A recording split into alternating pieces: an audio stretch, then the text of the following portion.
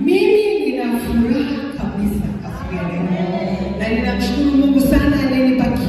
kibali kitakatifu mno kuweza kufika mbele zenu leo na kusimama mbele zenu kulileta neno la Mungu. Bwana asifiwe. Ninawasalimu wote kwa jina la Yesu. Haleluya.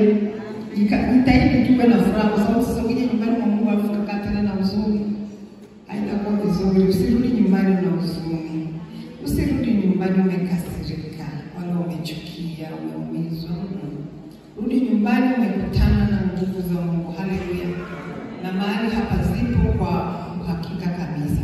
Sasa leo nina somo maalum sana. Naomba mwambie jirani yako hili la leo ni maalum kweli kweli. Na somo hili jana niliongea mahali. Mungu alinipa nafasi nikaongea na wanawake zaidi ya 300. Ile kurike hali ilikuwa imejaa yote. Mungu akanipa neema ya kuongea pale. Nikamwambia hiki kitu naenda kufundisha ni aidha unipende kabisa au unichukie moja kwa moja. Na hili somo la leo vile vile ni au utanipenda kabisa au hautanipenda tena. Lakini kwa sababu sio neno langu, haliniumizi. Haleluya. Ni neno la Mungu. Sasa watoto wakishaondoka tutatulia kabisa niweze kuwapa kichwa cha somo, lakini unaweza kuanza kufungua kitabu chako cha Wagalatia mlango wa 5, andiko ambalo tumelizoea kabisa, tunalifahamu. Lakini kuna namna ambayo litakuja kwetu kwa namna ya tofauti kidogo leo, na Mungu atatubariki. Bwana Yesu asifiwe sana. Amen. Tutaangalia, lakini tutaweza kuangalia katika maeneo mengine. Wagalatia 5, nitaanza mstari wa 13.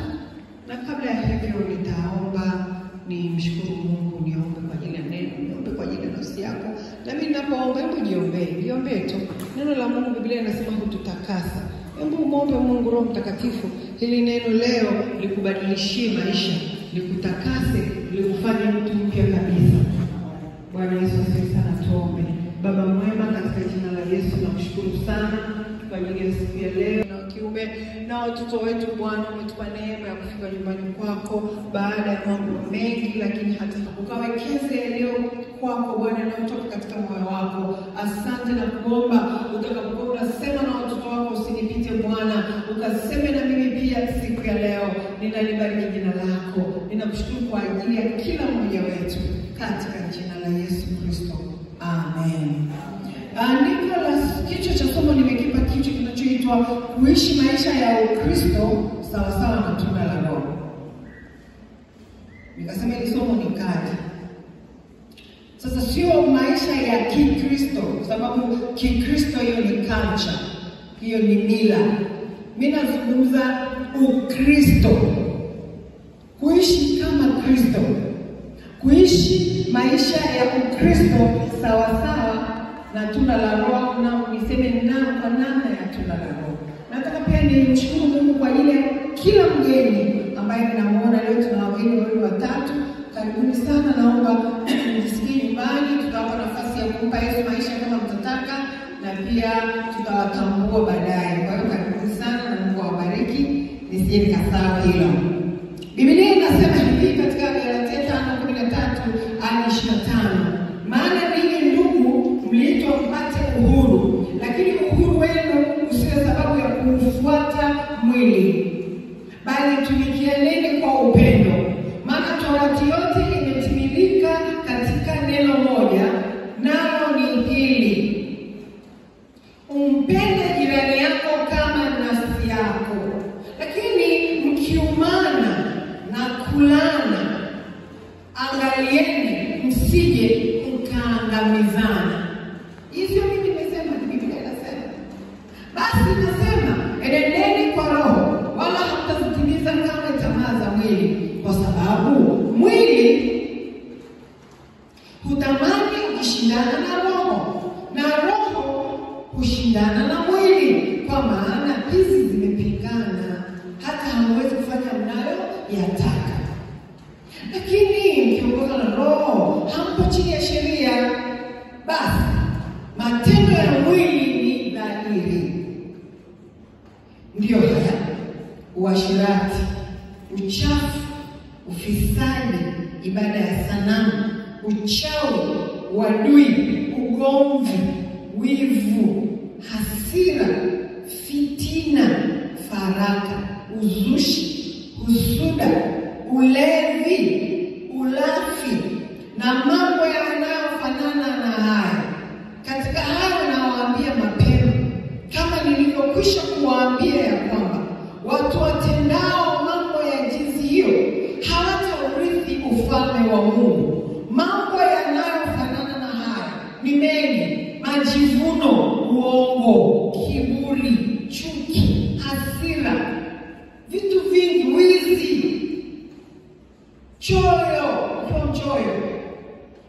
Biblia inasema mtu wa tabia hiyo hata urithi ufalme wa mbinguni. Ngoja niwaambie, sisi watu tuliokoka tukasema tumeacha mambo ya dunia, ina maana tumeamua kwenda mbinguni. Haleluya. Bwana Yesu asifiwe. Bwana asifiwe kanisa. Mpo na mimi? Wangapi kati yenu mnatamani siku moja ukiondoka duniani ukakae na Mungu milele? Mbinguni kabisa, ukae na Yesu, karibu uishi huko maisha yako yote, si ndio? Yana wasionyesha nini nataka sasa Mungu nataka na wapi? Hamna shida, saidia kuhubiri. Kwa hiyo haya niliyowatajia, Biblia inasema hivi, matendo ya mwili ni dhahiri ndio haya: uasherati, uchafu, ufisadi, ibada ya sanamu. Sasa ibada ya sanamu bwana, hii ni kubwa sana.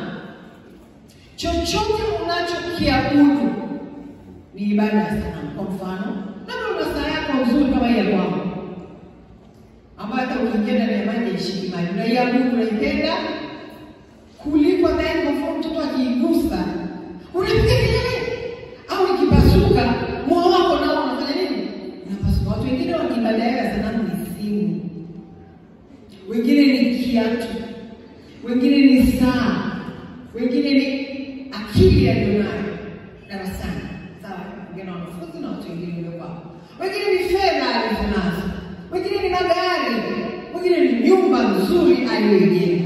Hizo ni ibada za sanamu. Endapo utaacha, yaani kuna watu kienda nyumbani kwake usipovua viatu mlangoni, umemwaza tayari, shagusa sanamu yake, shagusa ibada yake. Kweli si kweli? Yaani anaumia. Ukivunja kiko glasi, hivi kuna kipindi nini glasi zilikuwa hii ibada kwa glasi sana. Ukivunja glasi yako nilikuwa naumia. Yaani mpaka siku hizi Mungu anachana anasema, "Nini kimepata?" Yaani mimi binti angevunja glasi, yaani ingeweza kukumbeza na kufanya very big deal. It's something very big. Kitu kikubwa kimetokea. Kumbe kilichovunjika nini? Glasi. Kumbe nakundua kwamba kilichovunjika sio glasi, ni ibada. Moyo wangu ulikuwa unaabudu kikombe, watu wengine wanaabudu glasi. Si nimetoa mfano wangu jamani? Anasema ibada ya sanamu. Uchawi is very tricky. Watu wengi wanafikiriaga uchawi lazima uwe na kibanda chenye majani kichafu. Ukiwa ni mtu mwenye maneno maovu, una nia mbaya kwa ajili ya watu, unanuiza maneno ya chuki kwa watu, wewe ni mchawi. Hakuna kitu kibaya kama kwa unajua wachawi wanafanya vitu vikubwa. Wanatuma ile spell, yale maneno yao. Umeelewa wananena tu maneno yao baya kijijini pale. Na ukija unataka kujenga nyumba yako hivi, umefikisha kufanya tatu, wanaizungumzia kitu fulani kiovu. Sasa na sisi watakatifu wakati mwingine tunajikuta tumeongea maneno mafu juu ya ndugu zetu. Tunanena maneno yenye yanavaa mauti. Kuna baba mmoja anaitwa Derek Prince. Kipata nafasi kumsikiliza YouTube. Yule baba anafundisha kitu kinachoitwa uchawi kanisani. Mimi shangaa sana, nilikuwa naogopa hata kumsikiliza. Kwamba chunga sana mawazo yako na maneno yako na nia yako kinyume na watu wengine. Asante sana kwa kuelewa. Haya, uadui, ugomvi.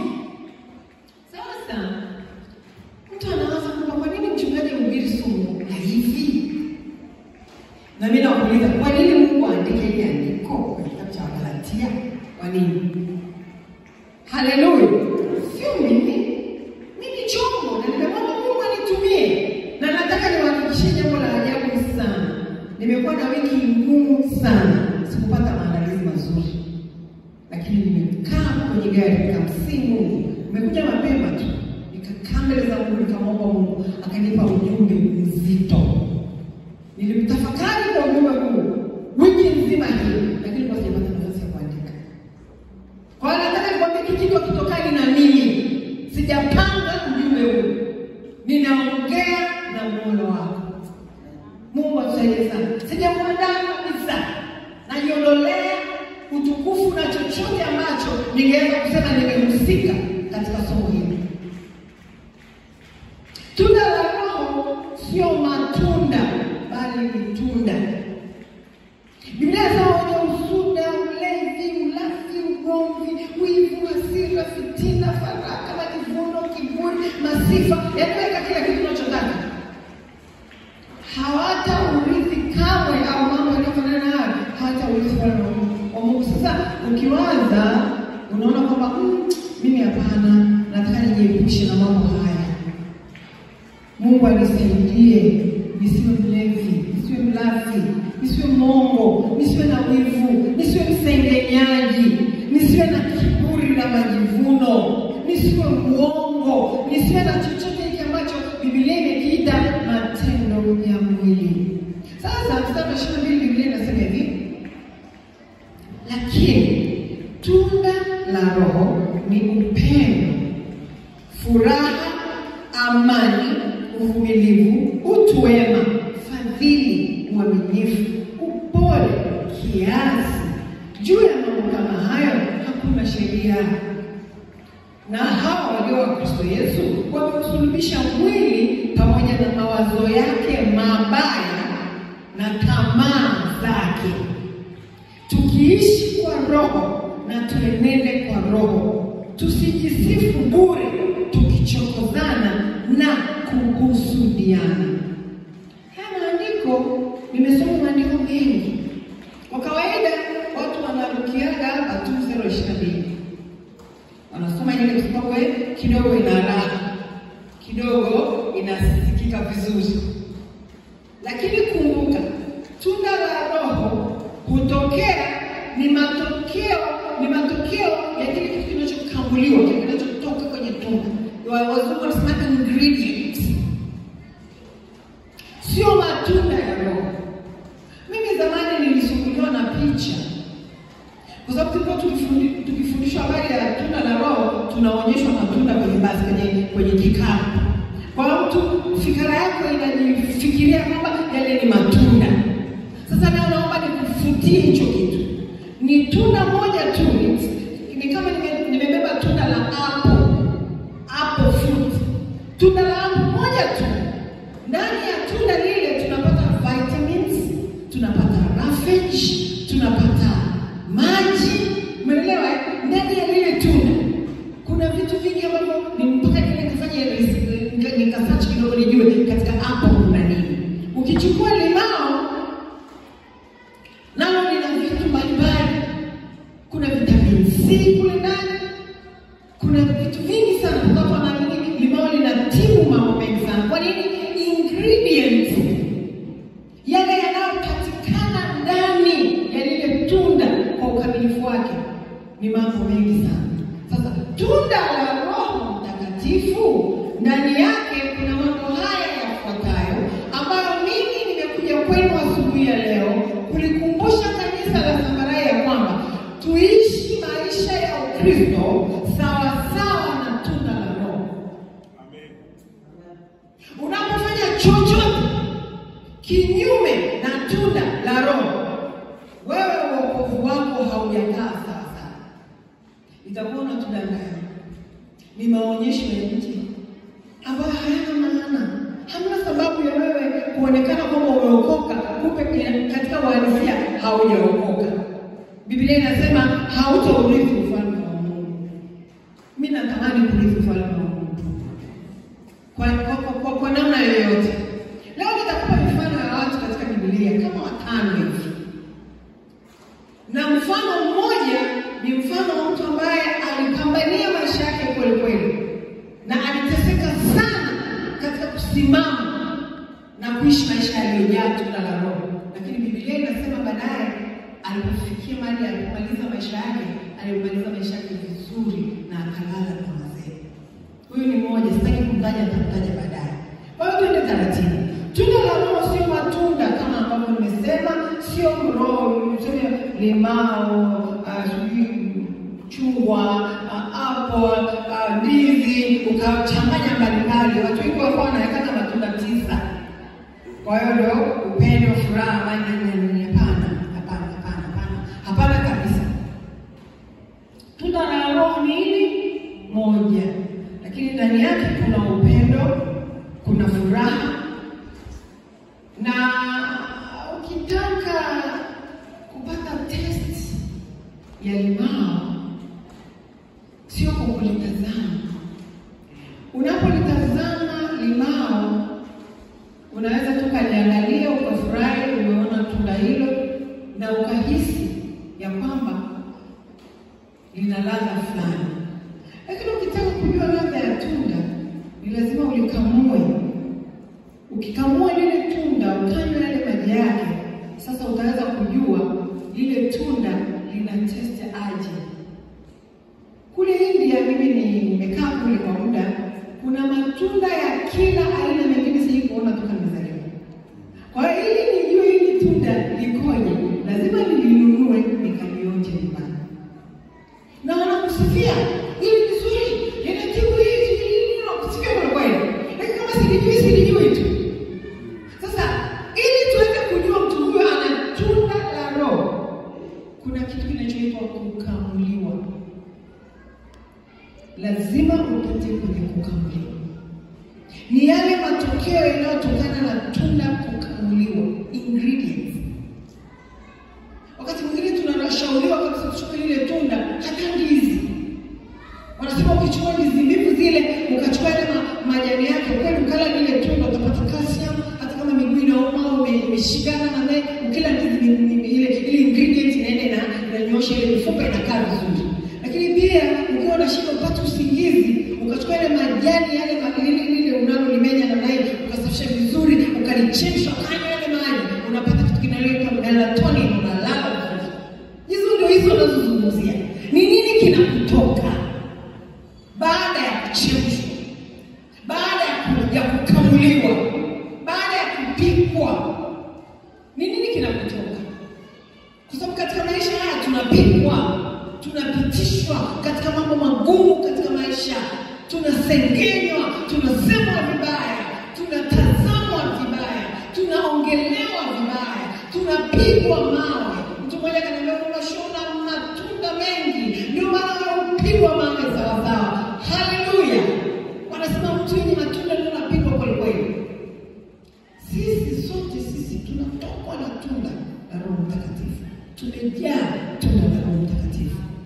Tunda la Roho Mtakatifu huzaliwa zaidi pale panapokuwa na matukio kinyume na tunda husika. Kwa mfano, ni pale ambapo panakuwa na tukio linalokwenda kinyume na tunda husika. Kwa mfano, upendo. Ile ingredient ya upendo, hiyo inajaribiwa sana. Hapa anasema Torati imetimilika katika neno moja tu: mpende jirani yako kama nafsi yako. Kama unaweza kumpenda mtu mwingine kama nafsi yako, kwamba ukifinywa unaumia, basi unasema na mimi sitamfinya mwenzangu. Au mtu akikuchukia, roho yako inasikia vibaya, basi na wewe haumchukii mtu. Hapo ni kwamba upendo wako umekaa vizuri. Mungu atusaidie sana. Kama mtu anakulipizia kisasi, alafu unasema mimi sitolipiza kisasi, kwa sababu upendo husumbuliwa na mambo mengi. Hata huzuni ya moyo inaenda kinyume na ule upendo. Chuki. Kuna ombi moja ukitaka kuomba vile. Bwana, nipe unyenyekevu. Naomba unyenyenyekeze kabisa. Mimi nataka kuwa mnyenyekevu.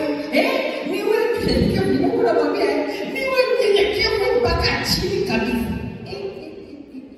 Hilo Mungu, nipe upendo. Bwana, nipe upendo kabisa na uvumilivu. Ni maombi rahisi kuomba.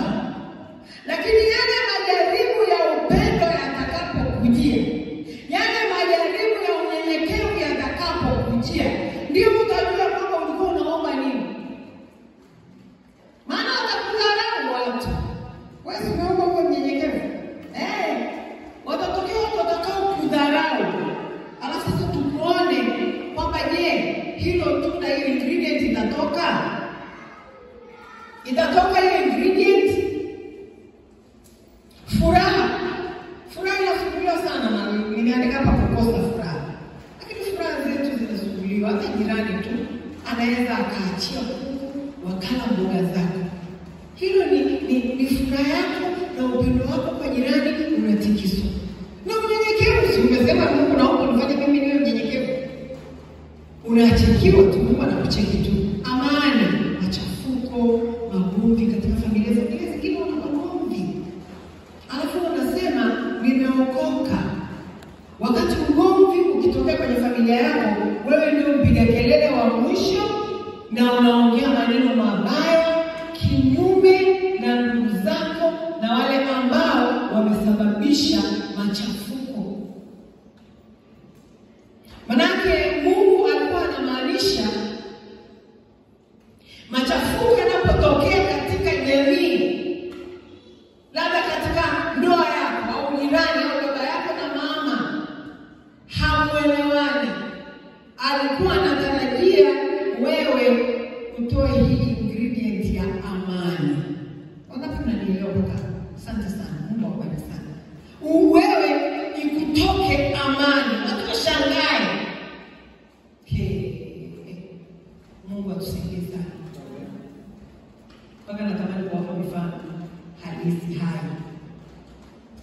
Lakini katika maisha tunayopita, tunaweza tukakutana na mambo ambayo yanaleta machafuko kabisa.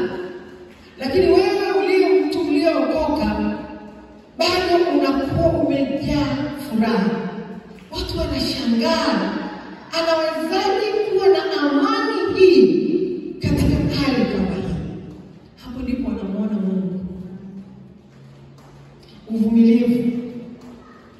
Uvumilivu unasumbuliwa sana na ile hali ya kufanywa mabaya au kuonewa. Kuna watu katika ndoa zao unakutana na baba hajaokoka, anamtesa. Je, mama ameokoka, akienda kanisani akirudi anapigwa. Au baba ameokoka, mama hajaokoka, akienda kanisani akirudi ananenewa maneno mabaya. Ninafundisha kuhusu kuishi maisha ya Ukristo sawasawa na tunda la Roho. Nikasema sio Kikristo. Kikristo ni mila, lakini Ukristo ni maisha. Kwa hiyo unapigwa, uvumilivu wako unatendewa mambo yanayokwenda kinyume na uvumilivu. Unafikia mahali unasema mimi nimeshindwa kuvumilia. Mchungaji atakayekuwa ni wewe ungefanyaje? Nilijaribu sana, lakini ukafika mahali uvumilivu wako kufanya nini? Ukaisha. Hakuna hiyo kitu. Watu kama hao hawataurithi ufalme wa Mungu. Watu ambao hawajajaa tunda la Roho Mtakatifu, mahali ambapo unakutana na mambo yanayotikisa uvumilivu wako na bado unasimama, unavumilia,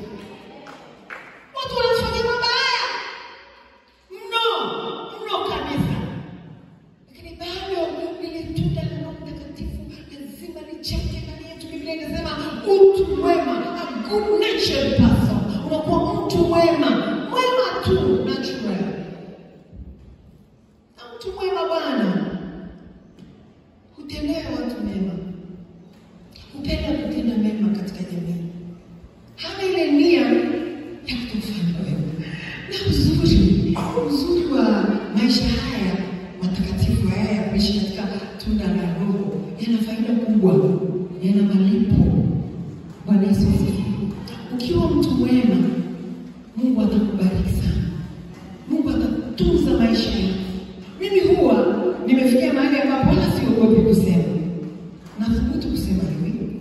Watu wengine waliokoka wanaishi maisha ya mapungufu kwa sababu wameshindwa kutembea katika tunda la Roho. Ukiishi maisha ya kutembea katika tunda la Roho, hakuna kitu kitakuwa kigumu kwako. Wala hutalia umaskini wala sina, nimepungukiwa, sijui naumwa, sijui karibu nitakufa. Hakuna hiyo. Upitapo katika maji mengi, Mungu ameahidi kwamba atakuwa pamoja nasi. Atakuwa pamoja nasi. Upitapo katika moto, Biblia inasema hata mwali wa moto hautakuunguza. Kwa nini? Umejaa tunda la Roho Mtakatifu na Mungu anakulinda na Mungu anakutunza katika moto wako. Kama Shadraka, Meshaki na Abednego, atakuwepo mtu wa nne, atakuwepo kukutetea. Kwa sababu wewe ni mwanamke, wewe ni mwanamume uliyejaa tunda la Roho Mtakatifu.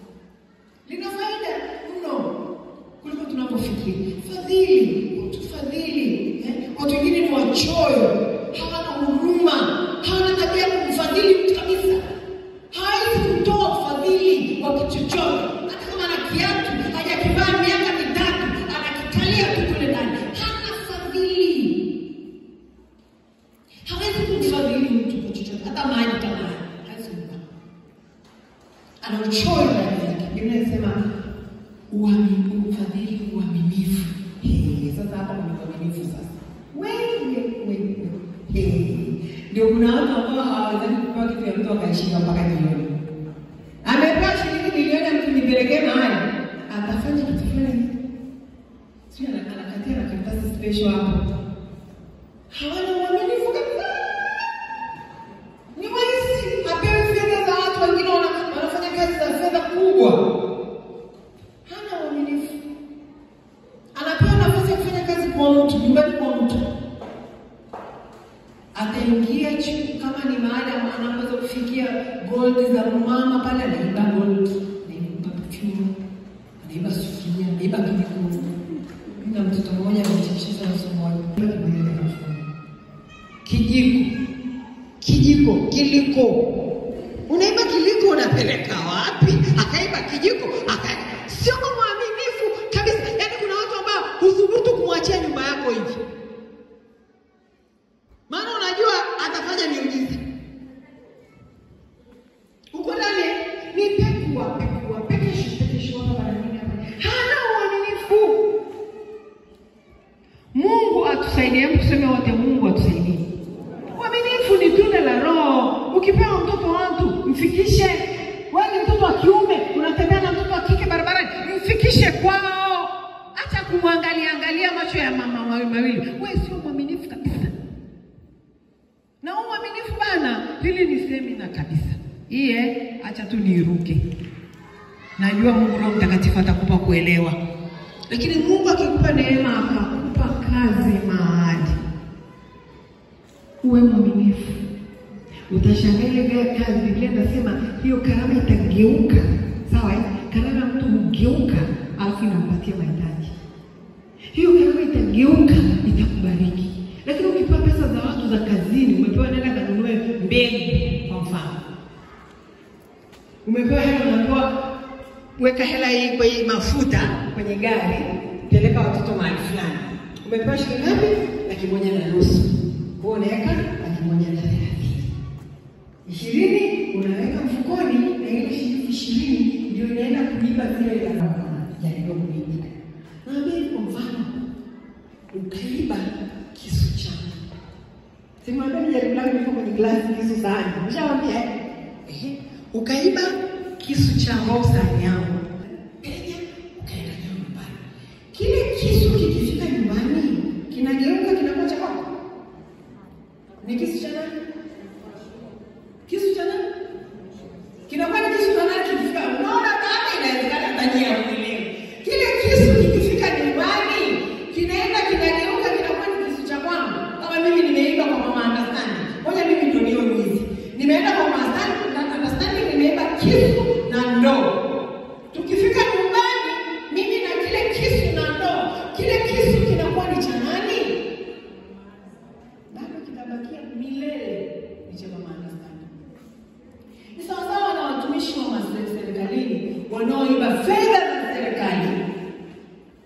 wanachukua ile hela, wananunua. Sikiliza vizuri, naongea hapa sasa na watu wa nje ya kanisa hili. Unaiba fedha serikalini au kazini ambapo umeaminiwa. Unachukua ile hela, unanunua simenti na mawe na matofali, unaenda kuyajenga ukuta, unasema nimejenga nyumba yangu. Nataka nikwambie, ile nyumba ni nyumba ya wizi. Na yale matofali yanalia, siku zote yatalia. Na ndio maana tuna watu wa serikalini wanafanya kazi serikalini, wakija kustaafu ni masikini hoe hae, hawana hata chakula, kwa sababu kile lile jiwe pale linalia. Ninasema nilikuwa niende hospitali ya Mawenzi nikamtibu mtu, nilikuwa niende Ocean Road nikamsaidia yule baba afanyiwe dialysis. Leo nimekaa hapa katika hili jiwe. Uaminifu. Nimesema hii ni sehemu nitaitafsia. Mungu atusaidie sana. Sema na mimi, Mungu anisaidie. Unapokuwa mwaminifu bana, ni faida yako. Unaiondolea laana kwenye maisha yako. Hakuna mtu atakayekudai kitu. Zaidi sana Mungu anazidi kukubariki. Kwa sababu anasema hivi katika neno lake, ukiwa mwaminifu katika mambo madogo, atakupa mambo yaliyo mengi. Ukiwa mwaminifu katika mambo ya watu, atakupa mali yako wewe mwenyewe. Kitabu cha Kutoka kinazungumza habari ya wanawake wawili waliokuwa wanawake waaminifu kwa Mungu. Wale wanawake hawakuwa Waebrania, lakini walikuwa wakunga. Na Farao akamwambia, ukimwona mtoto wa kiume muweni. Wao wakadai ya kwamba sisi hatutaua, tutakuwa waaminifu kwa Mungu. Biblia inasema Mungu aliwajengea nyumba. Ninataka sana kujengewa nyumba na Mungu. Haleluya. Mungu alijengea nyumba. Anibariki, abariki watoto wangu, abariki maisha yangu, kwa sababu nimekuwa mwaminifu si tu kwa watu bali kwa Mungu. Haleluya. Unapokuwa mwaminifu ujue sio tu umekuwa mwaminifu kwa ile shirika unafanya kazi, au labda pale nyumbani kwa mtu unapofanya kazi. Unakuwa mwaminifu kwa Mungu. Ngoja niwape habari moja. Sikuwa nimeipangilia kama nilivyowaambia, lakini naomba niseme. Hii ni habari ya kweli ya baba mmoja ambaye ni mchungaji rafiki yetu kule Mwanza. Anasema alimfahamu dada mmoja ambaye alikuwa kutoka Singida. Msichana kutoka Singida. Akawa ameenda kufanya kazi kwa watu Dar es Salaam. Huyu binti alikuwa ni binti mwaminifu sana, na alifanya kazi yake kwa uaminifu. Kwa sababu pia unaweza kupewa kazi ya mtu na ukaifanya kwa ulegevu. Hiyo pia sio uaminifu. Kwa hiyo binti alikuwa binti mzuri na alifanya kazi kwa uaminifu. Kazi ya nyumbani tu, house tu. Na kule Dar es Salaam anasema wakati mwingine hata wale wengine familia walikuwa wanaanza kula chakula cha tofauti na yeye akala chakula ambacho sio kizuri sana. Unajua nyumbani kuna chakula kizuri na kingine sio kizuri sana. Wakati mwingine alikuwa akimpa kiboro, yeye apike kabisa, labda aonje tu chumvi. Lakini wao watakula mezani, watamaliza, kikibaki kitawekwa kwenye friji, atakula kiboro cha jana. Wao kama anaishi maisha ambayo ni maisha yenye majaribu sana katika tunda la Roho. Kwa hiyo akavuka yule dada, akavuka yale maisha.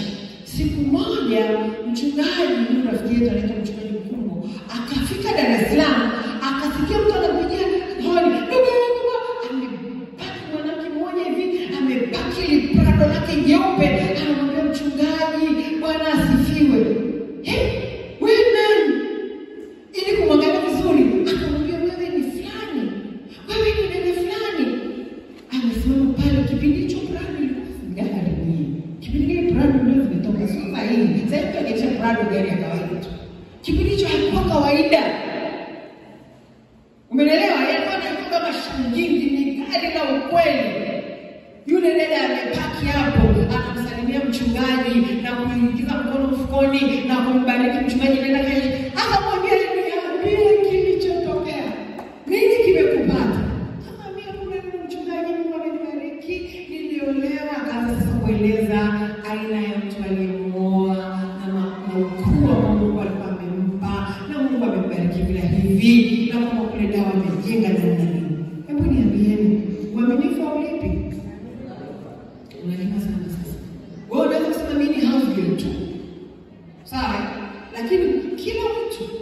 aspiration. Aspiration ni matamanio fulani. Utafikia haya matamanio yako endapo utakuwa mwaminifu. Mungu atusaidie sana. Upole kiasi. Sasa tunda la upole hujaribiwa sana na magomvi, vitu ambavyo vinakuletea shida, vitu vinavyoweza kukupandisha hasira.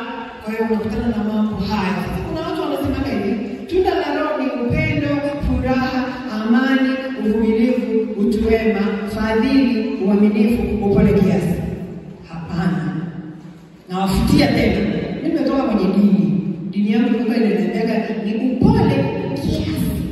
No. Hii ni ingredient mbili tofauti. Upole ni peke yake na kiasi ni peke yake. Sasa niwape mifano ya watu ambao walicheza na tunda la Roho katika maisha yao ambayo tunasoma kwenye Biblia. Napata hapa nasema hivi, huwezi kusema wewe umeokoka vizuri na una safari ya kwenda mbinguni na huu hauishi tunda la Roho. Tunda la Roho ndio wokovu. Ndio tunda la kitu kinachokutoka, yaani ile tunda lenyewe ndio wokovu tuliopokea, alafu ndani yake yanatoka yale mambo sasa, upendo, furaha, amani na kiasi. Sasa swala la kiasi nitaeleza mbele kidogo. Na nikasema hapa mtu anapookoka, kitu kinachomsababishaga watu wakasema wewe mlokole ni umeokoka ni pale tunda la Roho linaanza kuonekana. Asante sana kwa mnielewa. Asante sana kwa mnielewa. Kwamba pale ambapo watu wanaanza kushangaa, ulikuwa mtu wa hasira sasa umetulia. Ulikuwa mlevi sasa haulevi tena. Ulikuwa mzinzi sasa wewe sio mzinzi tena. Muongo alikuwa gani wewe, muongo alikuwa hapa saa zote. Wanashangaa nini kimemtokea? Kumbe ni tunda la Roho. Kwa sababu Roho Mtakatifu ndiye anakaa ndani yetu. Na Yesu ndio amebeba lile tunda. Kwa hiyo unashangaa tu mahali ambapo hakuna furaha, wewe una furaha. Mahali ambapo hakuna amani, wewe unaweza kuwa na amani, kwa watu wanashangaa inakuwaje anakuwa na amani. Kwa hiyo ni kitu tunachokipata mara tunapookoka. Sasa tuangalie mifano. Nimeanza na mifano negative, mifano mibaya, ili nikimaliza na mifano mizuri ibaki kwenye akili yako. Mfano wa kwanza kabisa tunausoma, kama unasoma Biblia, sijui kama Kristo leo utanisaidia. Biblia yako iko tayari, nisaidie. Tutaanza na Samuel wa kwanza mlango 19. Kuna mistari pale tutashirikiana. Samuel wa kwanza. Sauli akasema na mwanawe Yonathani, tena na watu wameishi wake wote, kwamba wamuue Daudi. Kumbuka sasa nenda mstari wa 9 na 10. Tena ikawa roho mbaya kutoka kwa Bwana ilimjia Sauli hapo alipoketi ndani ya nyumba yake, akiwa na mkuki wake mkononi mwake. Naye Daudi alikuwa akipiga kinubi kwa mkono wake. Sauli akajaribu kumpiga Daudi hata ukutani kwa mkuki wake, ila yeye akaponyoka kutoka mbele ya Sauli, nao huo mkuki akaupiga ukutani. Naye Daudi akakimbia akaokoka usiku ule. Jaribu linaloitwa wivu. Sauli alikuwa na wivu, Sauli ana hasira. Mtu mfano wa kwanza wa mtu ambaye amesumbuka katika swala hili la tunda la Roho. Mfalme Sauli hakuonyesha uchaji katika maisha yake. Alikuwa na hasira, alikuwa na chuki, alikuwa na wivu. Jamani, nawaomba, mimi nimesimama mbele yenu, sio kama mimi ni mkamilifu sana, lakini natamani tujifunze somo hili likusaidie. Kama unasumbuliwa na haya mambo, uokoke. Nitawapa nafasi ya kuomba pale mwisho, tutatubu mbele za Mungu. Na ndio maana naona mfano mzuri sana kwa mfano wangu wa mwisho. Huyu baba alisumbuliwa na hasira. Inawezekana kama una hasira, chuki, unachukia sana maendeleo ya watu. Ndio kitu kilijaa baba. Hapa vitu vitatu hivi.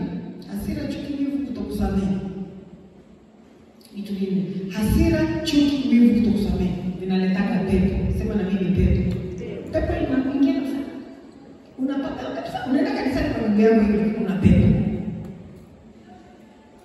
Huyu baba urudi mstari wa 10 mlango wa 18 nitasoma mimi. Hata ikawa 18 mstari wa 6. Hata ikawa walipokuwa wakienda hapo, Daudi aliporudi baada ya kumuua yule Mfilisti, yani Goliati, wanawake wakatoka katika miji yote ya Israeli na kuimba na kucheza ili kumlaki mfalme Sauli. Wanamlaki mfalme nani?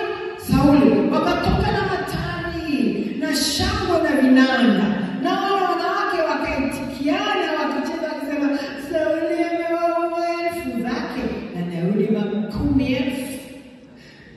Sauli ameua 1000 zake, Daudi ameua 10,000. Ile wivu ya Sauli ilipanda. Basi Sauli akaghadhibika. Biblia inasema jamani, msomaji Biblia. Akaghadhibika sana, nimekwambia na hasira, ghadhabu, na akaghadhibika sana na maneno haya yakamchukiza. Akasema, wamempa Daudi 10,000 na mimi wamenipa 1,000 tu. Kuna nini tena ameweza kupata isipokuwa ni mfano? Sauli akamwonea Daudi nini? Akamwonea Daudi nini? Wivu. Ikawa siku ya pili yake, roho mbaya kutoka kwa Mungu akamjilia Sauli kwa nguvu, naye akatabiri ndani. Twende turuki kidogo niende pale mbele mstari wa 12. Sauli akamwogopa Daudi kwa sababu Bwana alikuwa pamoja naye. Bwana alikuwa pamoja naye, ila amemwacha Sauli. Hata hapa moja nimeruka kitu ambacho natamani mkione. Ile roho mbaya akamwingia kwa nguvu, naye akatabiri ndani ya nyumba. Basi Daudi alikuwa akipiga kinubi kwa mkono wake kama siku zote, naye Sauli alikuwa na mkuki mkononi mwake. Mara Sauli akatupa huyo mkuki, maana alisema, nitapiga Daudi hata ukutani. Daudi akaepa, akatoka mbele yake mara mbili. Kwa natamani nisome hiyo. Mara mbili